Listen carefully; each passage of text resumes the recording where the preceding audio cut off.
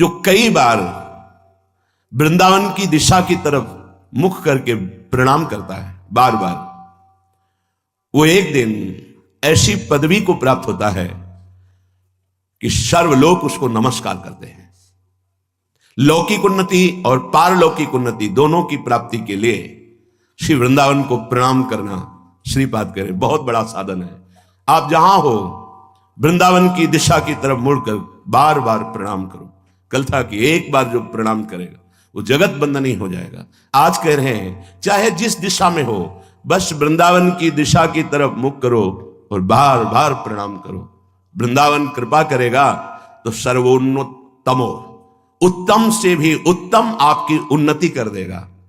सच्ची मानिए, सबको यही आश्चर्य होता है कि ऐसा कैसे हो सकता है, पर जो नहीं हो सकता है वो भी हो सकता है, जो हो सकता है वो तो हो ही सकता है, जो बिल्कुल नहीं हो सकता वो भी हो सकता है। ऐसा होता है कृपा का स्वरूप। वृंदावन को प्रणाम करने का मतलब समस्त रसिकों को प्रणाम करना, बड़े बड़े परमहंस जो यहाँ खगमृग पशु पंछी के रूप में उनको प्रणाम करना, और प्रिया प्रीतम को प्रणाम करना, यमुना जी को प्रणाम करना, रजरानी को प्रणाम करना, यहाँ की समस्त भगवत स्वरूपों को प्रणाम करना। वृंदावन को प्रणाम कर रहे हैं, इतना सुकृत आपको एक साथ मिल रहा है। इतने महाभागवत, इतने भगवत स्वरूप, इतनी महिमामय भूमि और प्रिया प्रीतम सबको प्रणाम पहुंच रहा है। इसलिए नमन मौलि वृंदा विपिंदिश सर्वोन्नतमो, जो अपनी उन्नति लोक परलोक की चाहता है वो वृंदावन को बार बार प्रणाम करे, ऐसा आदेश करते हैं श्रीपाद। और जो वृंदावन में रह रहे उनको तो प्रणाम करना ही है, क्योंकि हमारे प्रिया प्रीतम का परम सुख वर्धन करने वाला ये वृंदावन है। हम हृदय से और बाहर मस्तक से भी बार बार इस रच को प्रणाम करते हैं, इस धाम को प्रणाम करते हैं। कई बार प्रार्थना की है, अगर आप इस बात पर ध्यान दें तो कोई भी अपराध आपको परास्त नहीं कर पाएगा।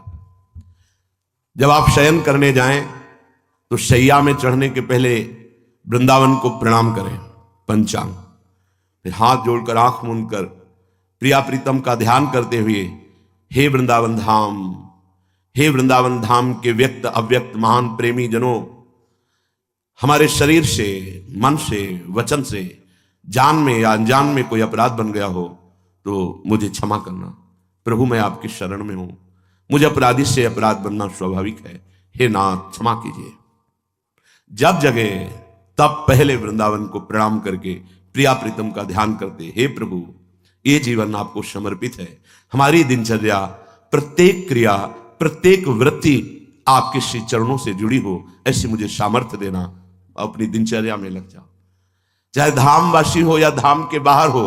यदि आप ऐसा करते हैं तो देखना आपकी आध्यात्मिक और लौकिक कैसे उन्नति होती है। बड़ी दिव्यता है समर्पण में, आश्रय में। मनाक प्रीतो वृंदावन भूमि समस्ता प्रियतमः, जिसने वृंदावन की भूमि से प्यार कर लिया, वास्तविक जीवन वृंदावन, प्राण वृंदावन, सर्वस्व वृंदावन, सदगुरु वृंदावन। मैं जीवित नहीं रह सकता वृंदावन के बिना, ऐसा जिसके हृदय में आ गया है तो कह रहे हैं समस्त प्रियतमों का प्रीतम बन जाएगा। क्या भाव है? समस्त प्रियतमों के प्रीतम है प्रियालाल, वो प्रियालाल का प्रीतम प्यारा बन जाएगा। प्रीतम होने तो सर्वश्रेष्ठ प्यारा, वो प्रिया प्रीतम का लाडला बन जाएगा जो वृंदावन से प्यार करेगा। सुनते थे पहले कि वृंदावन पकड़ लेता है, और समझ में नहीं आता था कि कैसे पकड़ लेता है। उनकी कृपा से कुछ कुछ समझ में आने लगा है कि कैसे वृंदावन पकड़ लेता है, कि वृंदावन के बिना हमारा कोई अस्तित्व नहीं है, हम जी नहीं सकते। वृंदावन ही हमारा जीवन है, वृंदावन के बिना हमारे जीवन का कोई अस्तित्व नहीं है। ऐसे पकड़ लिया, सोच नहीं, जैसे हम बिना श्वास के नहीं जी सकते, हम जैसे बिना जल अन्न आदि के बहुत दिनों तक प्राण धारण नहीं कर सकते, ऐसे वृंदावन के बिना हम जी नहीं सकते। जैसे श्वास थोड़ा समय, कितने सेकंड रोक पाओगे, इसके बाद प्राण निकल जाएंगे। ऐसे ही जैसे मछली को जल से कितने समय तक अलग कर सकते हो, वो प्राण छोड़ देगी। ऐसी प्रीति हो जाए वृंदावन से तो कह रहे वृंदावन क्या करेगा?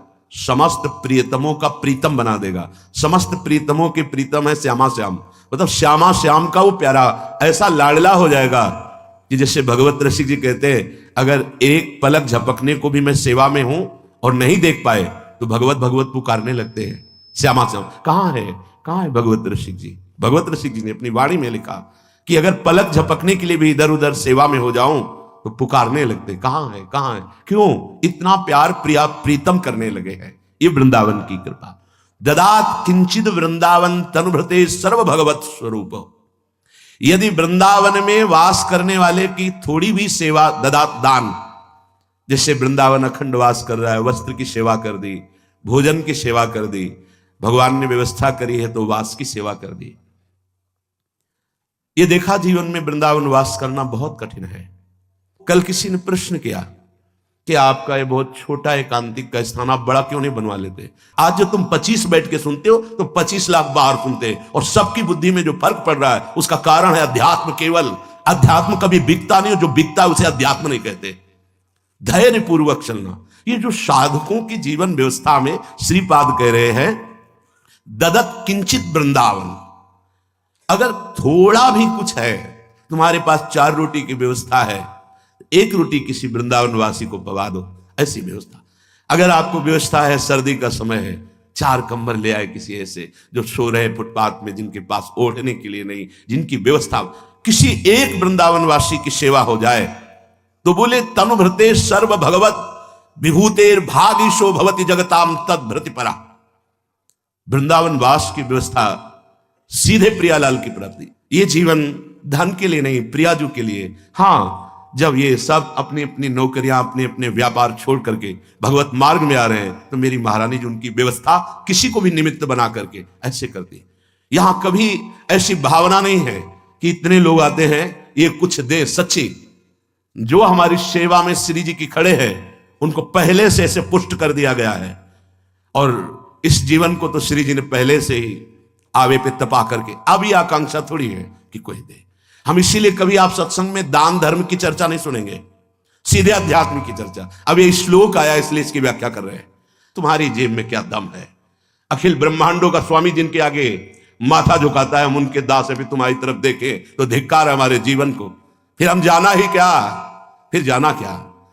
श्रीपाद कह रहे ददत किंचित वृंदावन तनुभृते सर्व भगवत विभूतिर भागीशो भवति जगताम तद भृति परा। जिसने श्रद्धा करके वृंदावन वास करने वाले को किंचित कुछ सहयोग कर दिया। बड़ा भगवान का विचित्र खेल है। जब उनको जैसी व्यवस्था करनी होती, देखा है, अन मांगे आगे आवेगो जीव पल लागे पल को। विश्वास कर ले सब। आप क्या समझते हो? वृंदावन वास कठिन मोरे माई, चिल्ला चिल्ला के रोना पड़ा कि नहीं मेरा कोई नहीं, अगर आप नहीं रखेंगे तो मैं नहीं रह पाऊंगा वृंदावन। फिर जब नजर हुई उनकी तो आप देख ही रहे हैं। ये हम इसलिए बता रहे हैं कि वृंदावन वासी की अगर इतनी भी सेवा हो गई तो कह रहे हैं कि भगवान की समस्त विभूतियां उसको वरण कर लेंगी। और पक्का देखा है हमने। ददत किंचित वृंदावन, किंचन मात्र तनुभृते, जिसने अपना जीवन वृंदावन को दे दिया, ऐसे उपासकों की किंचन मात्र सेवा बन जाए तो भगवान की समस्त विभूतियां उसका वर्ण कर लेती। क्या वर्ण कर लेती? वो भगवत प्राप्त हो जाता है। बहुत बहुत दुर्लभ बात, भगवत प्राप्त हो जाता है। ये भगवत प्राप्ति क्यों हुई बिना साधना के उसको?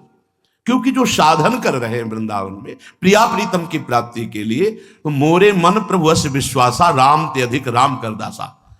जैसे मां को प्रसन्न करना हो तो बेटे को दुलार करने लगो। कोई मां है अपने बच्चे को ले उसको टाफी दुलार, तो उसकी करुणा वात्सल्यमयी वृत्ति तत्काल, नहीं भाई साहब आप क्यों ऐसा कर रहे हैं, नहीं बहुत प्यारा बच्चा, वो आपकी तरफ करुणा दृष्टि से देखेगी। भगवान के लाडले हैं साधक जन, इनकी छोटी मोटी वृत्तियों को मत देखना। जिन्होंने अपना जीवन समर्पित कर दिया है, मेरे प्रभु उनको ऐसे देखते हैं जैसे किसी का इकलौता प्यारा लाडला अधिकारी संपूर्ण वैभव का, ऐसे अपने भक्तों को देखते हैं। जो अपराध भक्त कर करई राम रोष पावक सो जरई। बिल्कुल सत्य मानना, अगर उनके लाडिलों को जरा भी आपने दुलार कर दिया तो हरि की सीधे करुणा दृष्टि होती है, जो बड़ी बड़ी साधनाओं से दृष्टि नहीं प्राप्त की जा सकती, वो भगवत प्रेमी महात्माओं की सेवा से दृष्टि प्राप्त होती। गजेंद्र भगवान का भक्त है, उसका उद्धार बाद में हुआ, पहले ग्राह परम पद को पहुंचा, क्योंकि भले वैर भाव से सही उसने चरण पकड़ा था भक्तराज गजेंद्र का। तो पहले सुदर्शन पार्षद ने उनका स्पर्श करके ग्राह को पहले परम पद भेजा, फिर बाद में बचाया गजराज को। जो भक्त का चरण आश्रय लिए हुए है, भगवान की करुणा दृष्टि सबसे पहले उसमें जाती है। इसीलिए हर वैष्णव संप्रदाय में दास दासोहम की महिमा है।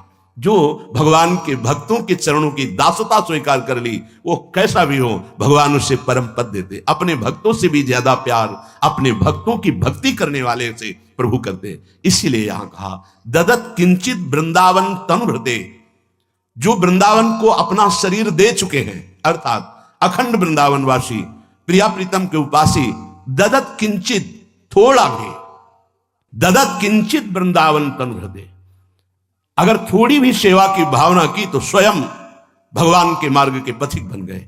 आप सरिस चाहे सबकी ना, ये इतना कृपालु वृंदावन है। चलो देखो तो निहाल कर देती है श्री जी। वृंदाटव्याम भव्या विदधति न कथम वास्त्र मात्रंच नित्यम। ऐ दुर्भागी, क्यों विषयों में भटक रहा है? ये देखो अपनापन से डांट रहे हैं।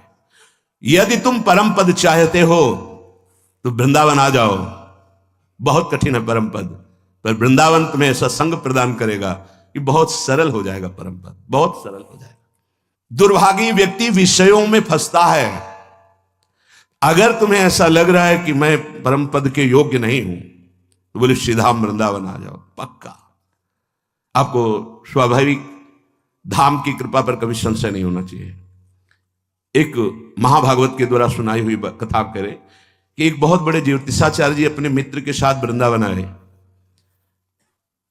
तो उन्होंने कहा विनोद में उनके मित्र ने कि तुम ज्योतिष का कोई चमत्कार दिखाओ। ज्योतिष शास्त्र सत्य है, पर उसका सम्यक ज्ञान होना चाहिए। आप आए हो, बस इसी आने के समय से लेकर ज्योतिष विचारी जा सकती है, और कुछ पूछने की जरूरत नहीं। तो उन्होंने एक व्यक्ति को देखा, बोले देखो ये व्यक्ति वृंदावन आया है, इसका कल 12 बजे शरीर छूटेगा और ये प्रेत योनि को प्राप्त होगा। ये महत अपराधी है, पता नहीं कृपा हो गई धाम आ गया। बोले अब हम तो रुकेंगे, इसके पीछे पीछे चलेंगे, जहां रुकेगा कल 12 बजे तक हम देखेंगे तुम्हारी ज्योतिष झूठी है सत्य। ठीक 12 बजे परिक्रमा मार्ग में आया वो व्यक्ति। एक सांड ऐसे रज से क्रीड़ा करके तो उसकी सींगों में रज आदि लगी। उसको एकदम काल का आवेश आया, उस व्यक्ति के पेट में अपने सींग ऐसे घोप दिए, तत्काल मर गया। जीव मरा तो पवित्र तपस्वी ज्योतिषाचार्य जी ने देखा, कहा देखो तुम 12 बजे वाली सीन केवल देख रहे हो कि मेरी ज्योतिष सत्य, मैं जो देख रहा हूं वो आश्चर्यचकित है। इसे प्रेत योनि प्राप्त होनी थी इसके कर्मानुसार, लेकिन ये तो दिव्य तेजोमय होकर अंतर ध्यान हो गया, ऐसा कैसे हो सकता है? तब उन्होंने वृंदावन के किसी महारसिक जन के समीप गए और उन्होंने बताया कि मुझे ज्योतिष के प्रभाव से तीनों कालों का ज्ञान है और मैं अपने जितेंद्रिय और संयमता पूर्वक तप पूर्वक रहता हूं। मैंने ये दृश्य देखा। तो उन्होंने कहा जो तुमने देखा उसके आगे की बात मैं बता देता हूं। उस सांड के सींग पर वृंदावन की रज थी। रज जे ही उदर में गई और उसके प्राण निकले तो प्रियाजू के पास सीधे वो पहुंच गया। जे रेणु पर मरि वो मंगल आए। कह रहे यदि परम पद की आकांक्षा है तो तुम वृंदावन धाम का आश्रय ले लो, बड़ी अद्भुत महिमा है। तुम धाम के रज का सेवन करो, धाम वास कर लो, जितने दिन कर पाओगे उतना ही तुम्हारा परम मंगल हो जाएगा।